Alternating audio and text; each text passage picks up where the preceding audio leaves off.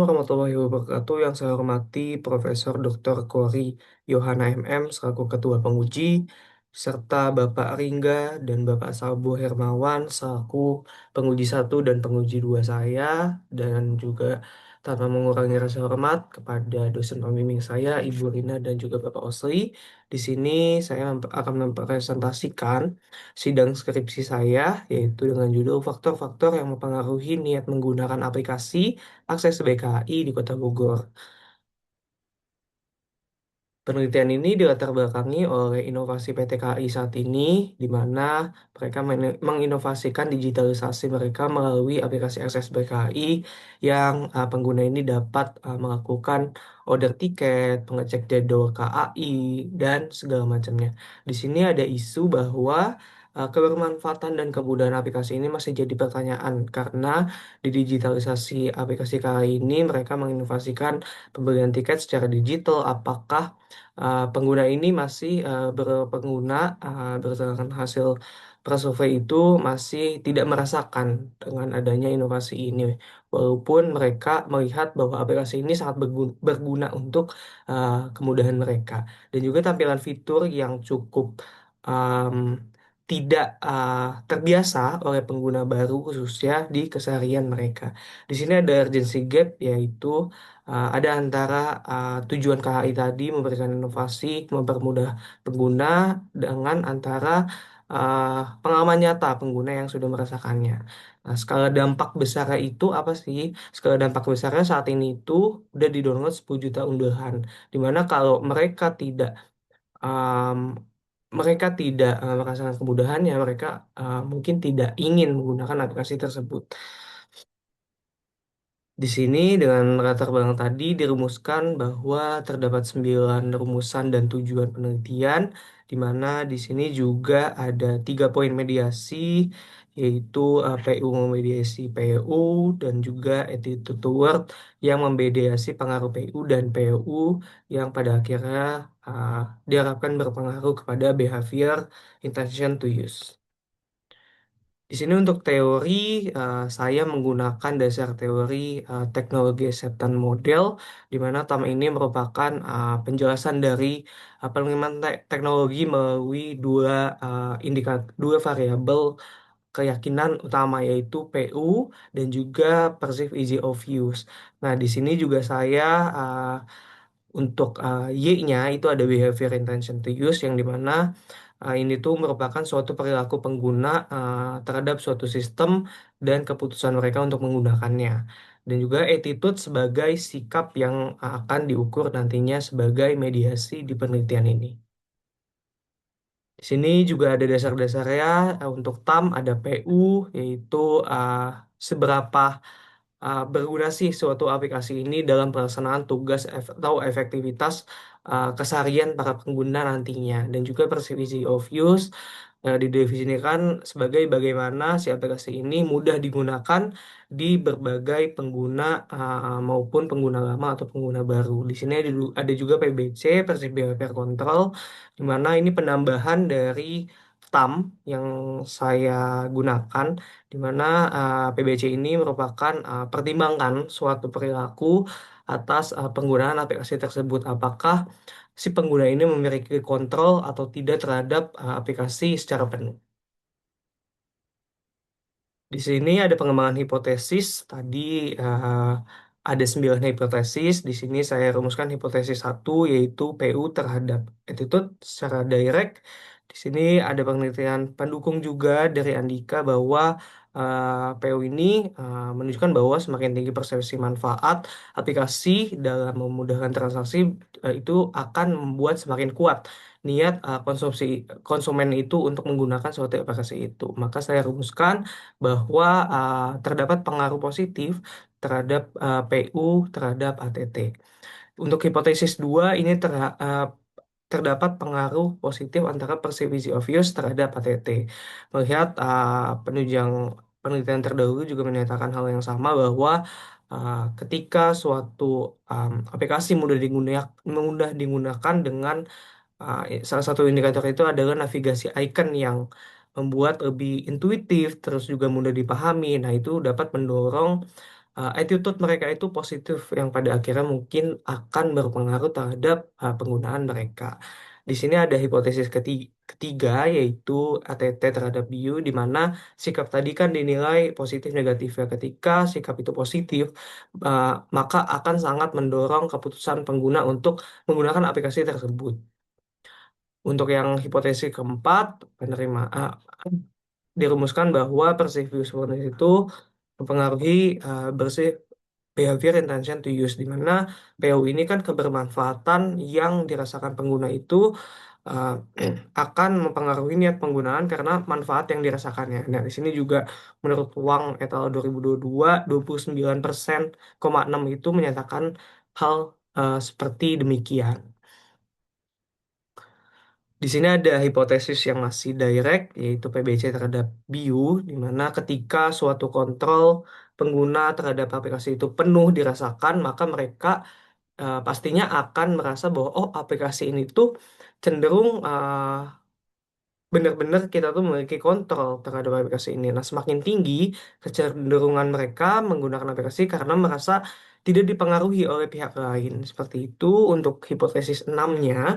Di sini ada perceived ease of use terhadap perceived usefulness dirumuskan bahwa di mana ketika aplikasi itu mudah digunakan, maka mereka akan merasakan kebermanfaatannya tanpa adanya kendala apapun.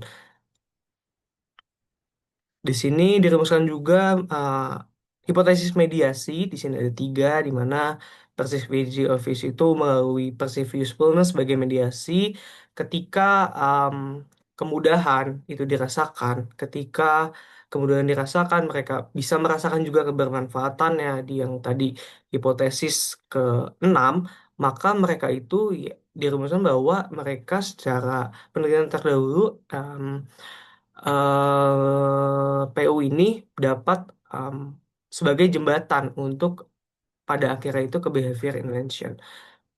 Selanjutnya di hipotesis 8 di mana PU ini dimediasi oleh attitude atau sikap. Di mana sikap ini selalu uh, harus diukur karena ketika positif mereka itu ya akan mempengaruhi niat mereka terhadap suatu aplikasi tersebut. Ketika negatif, maka ya mereka tidak ingin menggunakan aplikasi tersebut. Begitu pula dengan hipotesis 9, di sini mengukur perceive easy of use lebih kepada kemudahannya. Untuk hipotesis 8 itu lebih kepada kebermanfaatan aplikasi dan menilai sikap mereka itu seperti apa terhadap kebermanfaatan dan kemudahan aplikasi akses baik KI.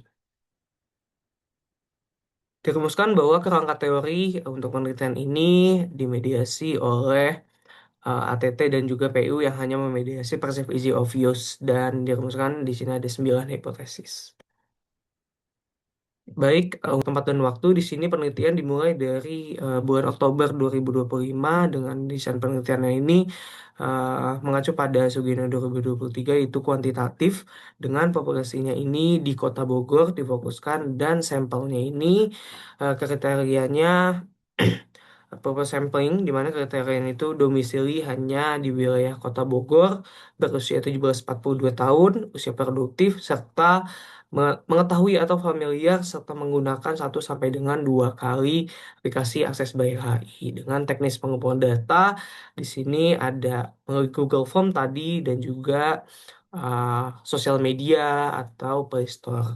Dengan total responden 130 responden. Di sini untuk teknis analisis data dan kriteria, saya menggunakan parameter uh, sebagai berikut dengan teknis analisis data dengan bantuan Spark PLS 4.0. Di sini ada pengembangan instrumental, perceived usefulness, dan perceived easy of use terampil pada layar. Untuk ini di sebelah samping kiri, perceived behavior control, di bagian tengah attitude toward, dan di bagian kanan di behavior intention to use. Nah, izinkan saya masuk kepada hasil dan pembahasan. Hasil di bab 4 ini saya awali dengan analisis deskriptif variabel, yang dimana variabel pertama ini ada variabel perceived usefulness. Jika kita lihat bahwa akses BK ini secara keseluruhan memang positif karena bisa dilihat bahwa MEAN dari setiap indikator ini di atas 3,5. Yang paling tinggi itu dipersepsikan bahwa pengguna itu menganggap lebih efektif untuk menggunakan aplikasi ini dalam pembelian tiket mereka. Dapat disimpulkan bahwa secara deskriptif analisis PO ini positif di pengguna. Kedua, ada analisis perceived easy of use. Di sini mainnya juga cukup stabil di 3,5. Di sini paling rendah untuk perceived easy of use ini memang uh, belum cukup mudah untuk mengingat penggunaan aplikasi ini secara alur kerja aplikasi ini oleh pengguna. Di PBC juga terlihat bahwa ini di atas 3,5 semua, selain pada poin dua terakhir, yaitu saya yakin bahwa saya bisa menggunakan aplikasi Access Bank dengan mudah kapanpun saya membutuhkannya. Di sini dilihat bahwa ini mempersepsikan bahwa ada beberapa situasi di mana ketika pengguna menggunakan mereka tuh tidak memiliki kontrol terhadap aplikasi ini. Tapi secara keseluruhan, di analisis deskriptif PBC ini masih positif.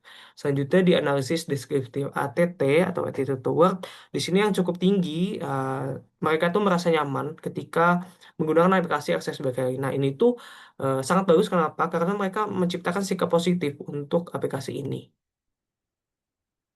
Sini lanjut ke behavior intention to use, di mana yang paling tinggi di antara yang lain indikatornya bahwa menyatakan bahwa saya tuh pengguna tuh berkomitmen untuk menggunakan aplikasi secara jangka panjang, di mana bisa terlihat bahwa mereka tuh ada keinginan untuk menggunakan aplikasi ini cukup tinggi sehingga mereka um, menginginkan untuk penggunaan jangka panjang tapi belum belum untuk ketergantungan di segala aktivitas mereka.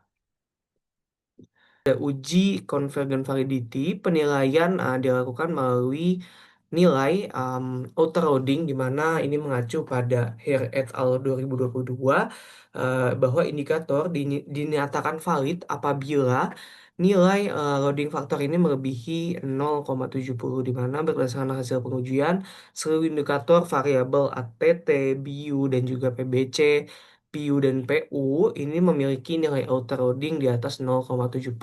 Dengan demikian, seluruh indikator pada penelitian ini dinyatakan valid dan layak untuk digunakan dalam analisis selanjutnya.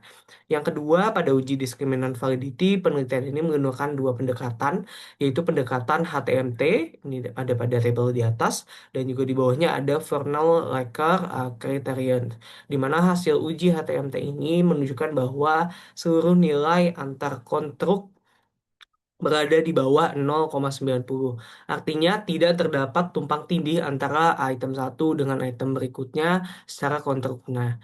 Nah, selanjutnya hasil Fornell-Laker menunjukkan bahwa nilai akar AFE di sini pada setiap kontruk lebih besar dibandingkan korelasi dengan kontruk lainnya. Dengan demikian, validitas diskriminan telah terpenuhi pada penelitian ini.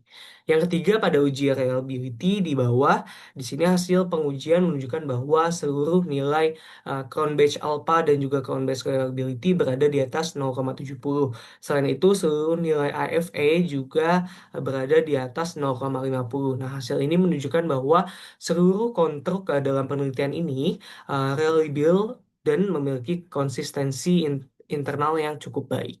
Nah, yang kedua yaitu uji inner model, di mana uji inner model ini dilakukan dengan menilai R square pada perhitungan Smart PLS, di mana nilai R square ini digunakan untuk mengetahui kemampuan variabel independen dalam menjelaskan variabel dependen pada penelitian ini.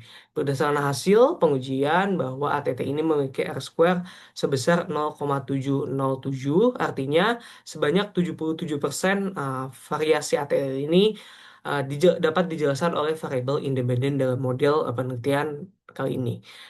Kemudian untuk BIU ini dipresentasikan bahwa 78,6 variasi BIU dapat dijelaskan oleh variabel independen pada penelitian ini. Dilanjutkan PU juga di sini 62,5%, walaupun perhitungan itu masuknya ke moderate. Berdasarkan hasil tersebut, dapat disimpulkan bahwa instrumen pada penelitian telah memenuhi syarat validitas dan reliabilitas, di mana selain itu model penelitian juga memiliki kemampuan penjelasan yang cukup baik, sehingga dapat dilanjutkan kepada tahap pengujian hipotesis baik direct maupun indirect. Baik, di sini saya lanjutkan kepada pengujian hipotesis di yang 9 hipotesis tadi. Ini saya sudah pisahkan kepada hipotesis direct dan juga indirect. Di sini untuk di direct, secara keseluruhan diterima kecuali purchase behavior control terhadap BU. Untuk di hipotesis indirect, di sini yang hanya positif itu ada pada uh, attitude yang memediasi perceived usefulness terhadap behavior intention to use. Oke, di sini ada pembahasan secara garis besar bahwa PU ini semakin tinggi manfaat yang dirasakan oleh pengguna ini, semakin tinggi juga uh, sikap mereka akan positif. Nah, di sini bahwa disimpulkan bahwa KI ini tuh berhasil menciptakan suatu aplikasi yang penggunanya itu dapat merasakan kebermanfaatannya sehingga mereka dapat mencurahkan bahwa sikap positif terhadap aplikasi ini. Untuk hipotesis kedua juga kemudahan pengguna ini dinyatakan juga positif di mana ya kemudahan pengguna aplikasi ini uh, real dirasakan oleh pengguna sehingga mereka merasakan sikap positif pada aplikasi akses BKI ini. Yang ketiga, sikap atau attitude ini terhadap bio yang dimana pada bab 2 tadi saya singgung bahwa sikap ini sangat penting. Ketika sikap positif, mereka akan lebih mudah untuk melakukan niat untuk menggunakan. Nah, di sini KAI berhasil menciptakan sikap yang positif, cenderung positif terhadap penggunanya, sehingga mereka ingin menggunakan aplikasi akses BKI. Untuk H4-nya, di sini ada perceived usefulness terhadap BU, di mana di sini juga positif, mengerti statistiknya. Nah, akses BKI ini berhasil untuk meningkatkan uh, kebermanfaatannya melalui fiturnya, melalui tadi pada analisis deskriptif juga dijelaskan bahwa mereka tuh merasa dimudahkan dengan sistem order tiket di aplikasi akses BKI ini.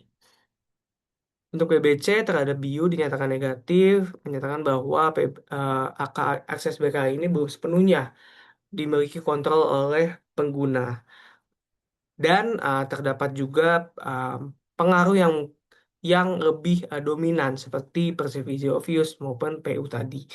Pada H6 di sini perceived of use terhadap PU dinyatakan juga signifikan karena ya bagaimana karena situasi di mana ketika mudah digunakan mereka pasti akan merasakan kebermanfaatannya. Di sini ada tiga pengukuran mediasi indirect. Yang pertama di H7, PU memediasi perceived easy of use terhadap BU. Di sini tidak dinyatakan positif karena uh, memang tadi di H6 dinyatakan bahwa PU ini punya pengaruh terhadap PU. Namun ketika diukur uh, PU sebagai mediasi antara BU dan PU justru tidak berpengaruh. Nah, di sini terlihat bahwa ternyata tidak hanya PU yang dapat memediasi pengaruh perceived views terhadap BU itu tadi. Di halapan di sini ATT sebagai mediasi PU terhadap BU ini berhasil memediasi antara hubungan tersebut ya karena itu tadi saya dapat menyimpulkan, saya dapat tarik bahwa sikap ini sangat penting terhadap penggunaan aplikasi itu tadi. Oke, baik. Selanjutnya ada ATT sebagai mediasi PU terhadap BU ini ditolak. Untuk penelitian dulu juga menyatakan bahwa PU ini terhadap BU ditolak karena kemudahan pengguna itu belum cukup untuk mengukur bahwa positif pengguna terhadap BU suatu aplikasi. Di sini dapat disimpulkan bahwa PBC secara keseluruhan tidak berpengaruh positif terhadap BU. Ini menyatakan bahwa niat lebih dipengaruhi oleh manfaat dan kemudahan aplikasi ini. Dan juga yang tadi untuk mediasi, di sini terdapat dua negatif yaitu um, perceived usefulness dan juga attitude toward yang tidak membiasi secara langsung pada penelitian kali ini. Di sini ada implikasi secara teoritis, ini penerapan TAM dengan penambahan variabel perceived behavior control. Secara praktis mungkin hasil penelitian ini dapat memberikan kontribusi terhadap pengembangan aplikasi akses baik KI ke depannya. Untuk saran dari peneliti, masa depan disarankan untuk lebih memperluas penelitian dengan melibatkan lebih banyak faktor eksternal pada aplikasi digitalisasi transportasi. Dan terima kasih atas waktunya. Billahi taufik wal hidayah. Assalamualaikum warahmatullahi wabarakatuh.